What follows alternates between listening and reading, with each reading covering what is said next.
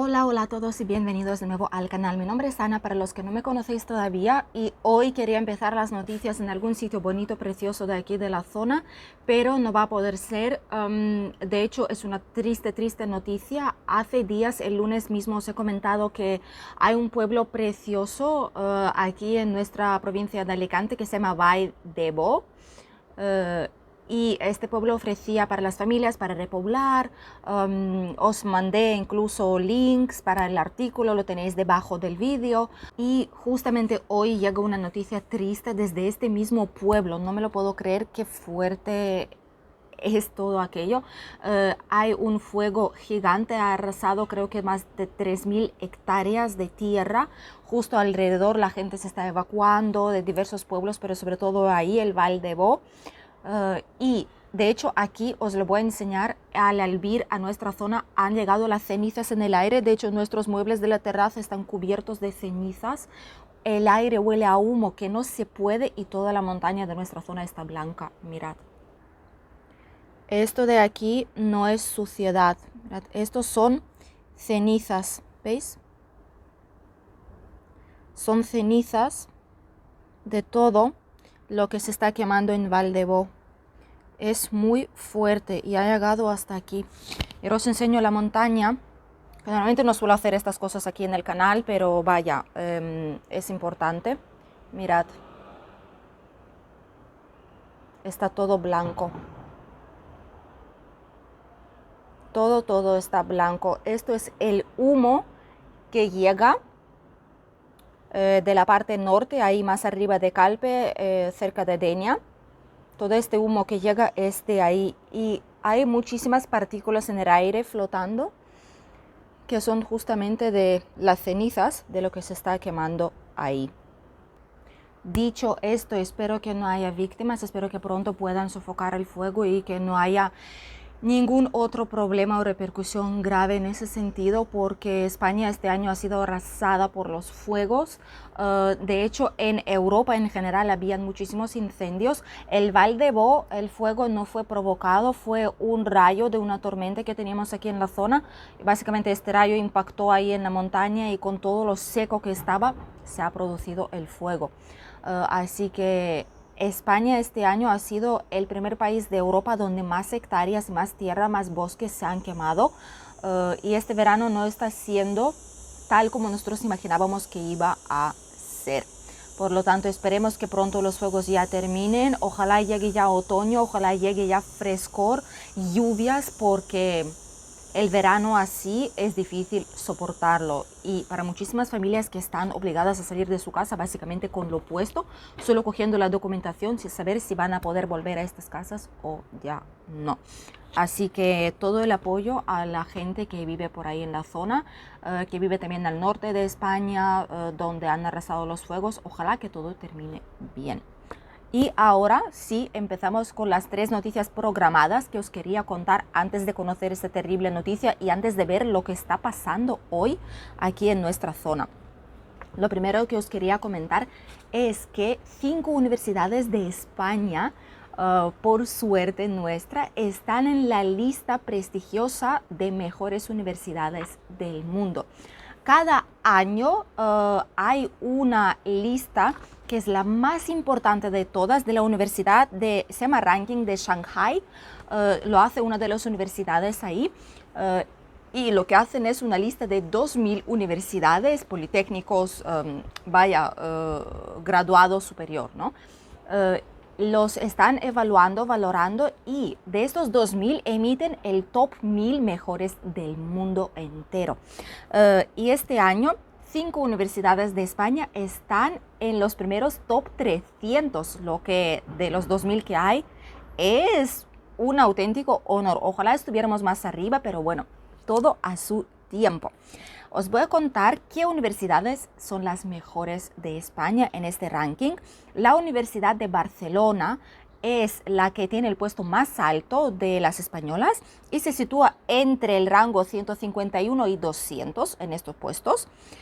A partir de 201 y 300 en este rango está la Universidad Autonómica de Barcelona, la Complutense de Madrid, también está la Universidad de Granada y la Universidad de Valencia, nuestra queridísima comunidad valenciana. La Universidad de Valencia está en el top 300, imaginad. De hecho, es una muy buena noticia porque la Universidad de Valencia dio un salto súper importante en un año solo. El año anterior ellos estaban de más de 100 puestos por debajo. En solo un año han conseguido hacer tales mejoras que han subido al top 300. La Universidad de Miguel Hernández, sin embargo, aparece por primera vez en este ranking. La Universidad Miguel Hernández de Elche, ya lo sabéis, aquí la más popular de aquí de la zona de la provincia de Alicante.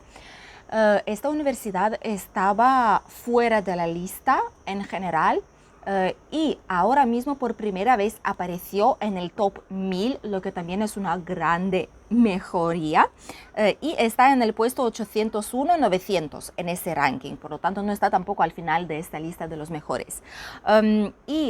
Es muy importante para nosotros, ya sabéis que hay centros tanto públicos como privados aquí en España que ofrecen educación de mejor o peor calidad, pero que algunas de las universidades estén mundialmente reconocidas en este top 300 es muy importante. Así que todos aquellos que están pensando en venir a estudiar o los que tienen sus hijos, nietos, ¿por qué no?, que quieren venir a estudiar a España, estas son las 5 mejores ahora mismo en 2022 aquí en el país.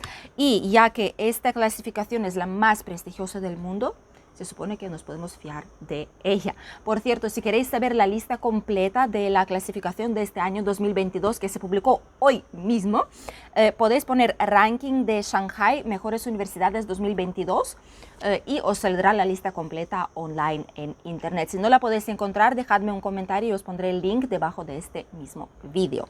La segunda noticia que os quería compartir es que desde hoy, queridos míos, desde hoy entra en vigor la ley, la reforma de la extranjería.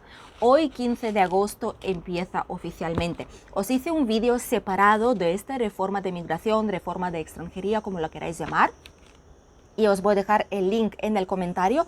Mirad el primer comentario debajo del vídeo y os saldrá el link para ver toda la información que queréis saber, desglosada, explicada de forma fácil, para que sepáis cuáles son las diferencias y por qué se supone que a partir de ahora mismo va a ser algo más fácil de obtener un permiso laboral o permiso de residencia aquí en el país, y qué novedades trae consigo esta reforma también para aquellos que quieren estudiar pero trabajar a la vez.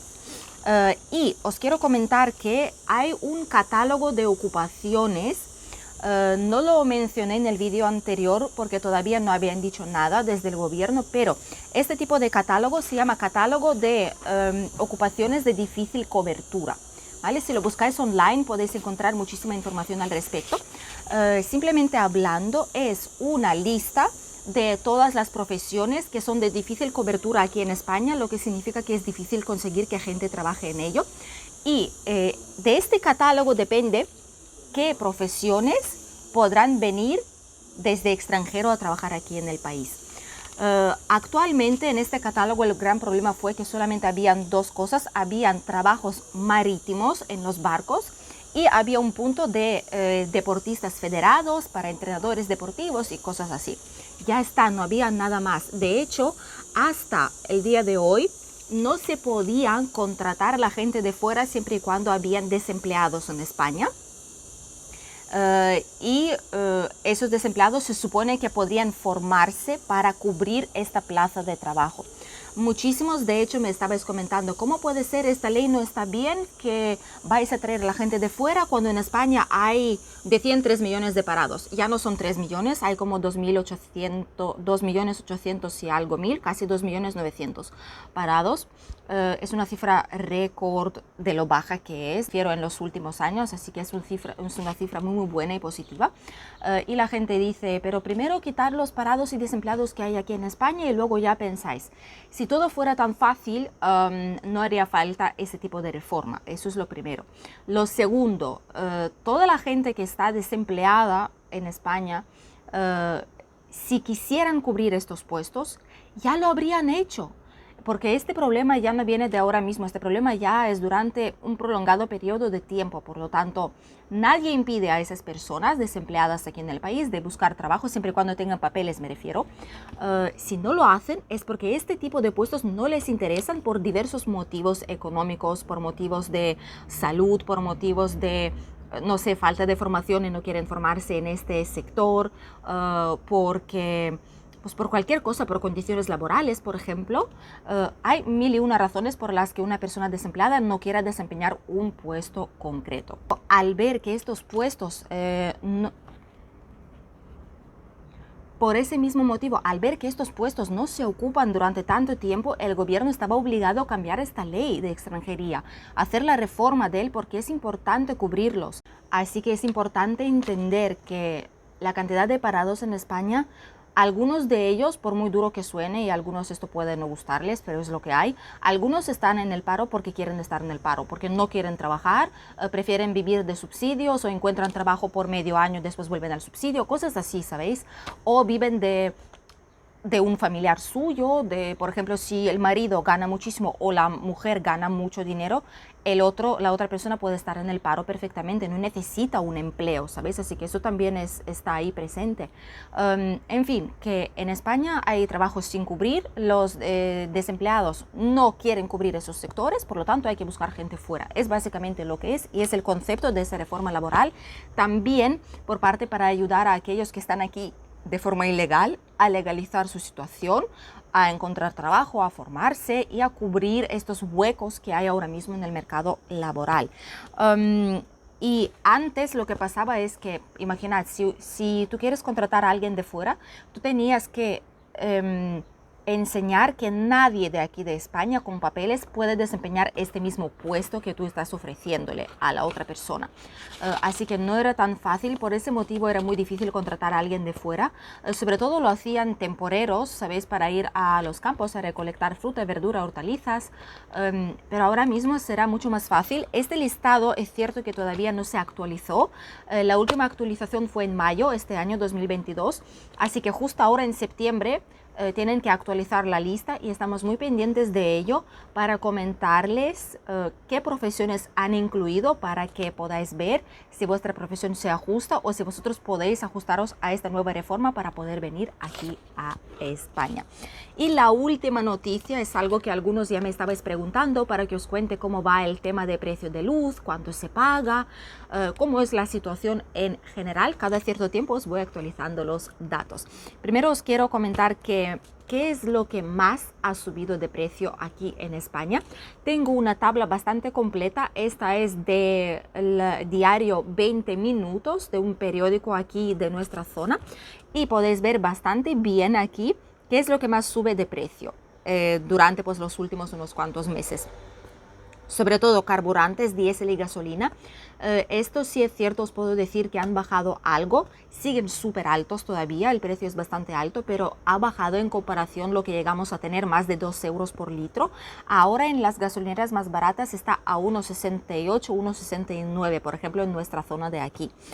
Y gasolina también está a unos 1,75 más o menos. Obviamente, cuanto más cara es la gasolinera, más servicios ofrece, más caro saldrá gasoil y gasolina.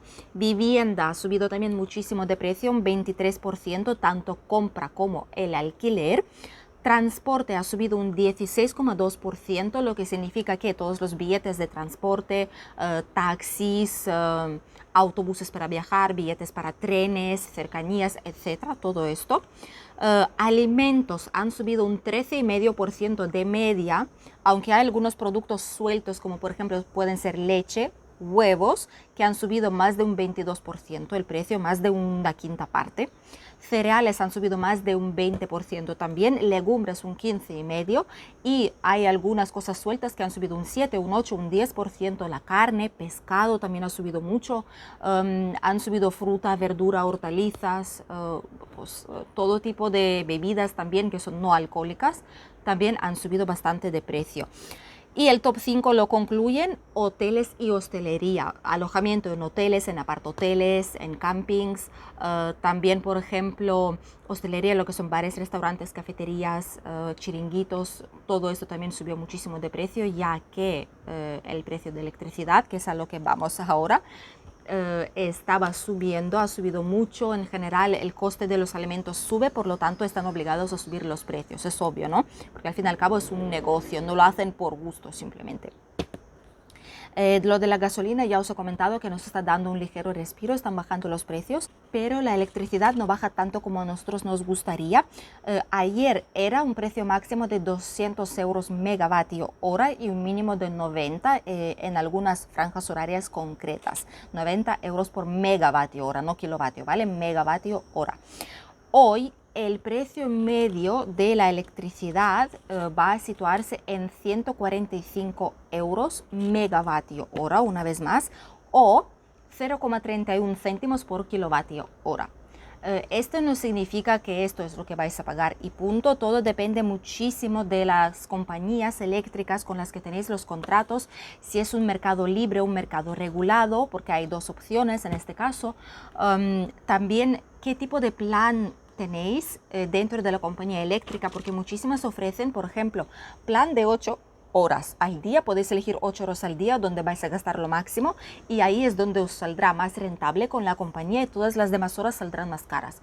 O por ejemplo, plan fin de semana, que es cuando vais a hacer muchas más cosas, lavadora, secadora, no sé, ducharse más, toda la familia, los niños, o no sé, pues poner el aire acondicionado más a tope o cargar el coche eléctrico si lo tenéis dentro de vuestra casa, por ejemplo, también.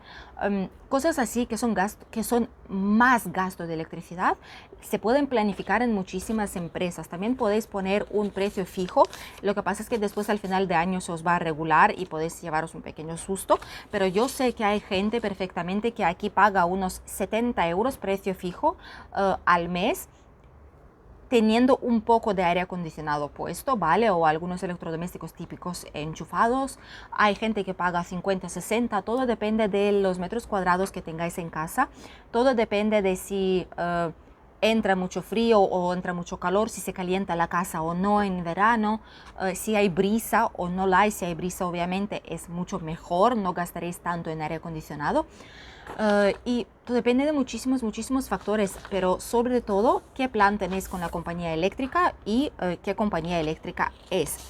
Aquí las más populares, Iberdrola ya no lo es tanto, he de decir, porque los precios son bastante altos ahí. Muchísimos aquí se pasan a Hola Luz, por ejemplo, es una compañía súper buena. Muchos de mis conocidos aquí, de mis amigos que viven en nuestra zona de Alicante, en Benidorm, en Alicante, Altea, Albir, pues por esa zona de aquí, Villajoyosa, San Juan mismo, tienen esta compañía y los precios son súper bajos, están muy contentos con ello. Y no se gasta una auténtica barbaridad. Obviamente si tenéis el aire acondicionado enchufado todo el día, el precio va a subir muchísimo, pero si intentáis de alguna forma manejarlo mejor, no tenéis por qué pagar 200 ni 300 euros de luz al mes, que es lo que pagan algunos si no tienen un plan específico y si gastan sin pensar qué precio van a tener que pagar después. Hasta aquí las noticias de hoy, espero que os haya resultado interesante e informativo. Os deseo un estupendo día y un leve comienzo de una nueva semana laboral. Y para todos aquellos que viven cerca de Valdebó, de verdad deseo de todo corazón que este incendio termine, que lo sofoquen ya y que no haya víctimas y que la gente pueda volver a sus hogares muy pero que muy pronto. Nos vemos el miércoles con un nuevo vídeo aquí en el canal y no va a ser solo un vídeo, va a ser un directo a las 3 de la tarde hora española. Vamos a hacer un directo con todos vosotros para celebrar los 20.000 suscriptores aquí en nuestro canal, para daros las gracias y aprovechar para contestar a vuestras preguntas, las que me hacéis muchísimos en comentarios, pero no llego a contestar ya a todos con el volumen que hay.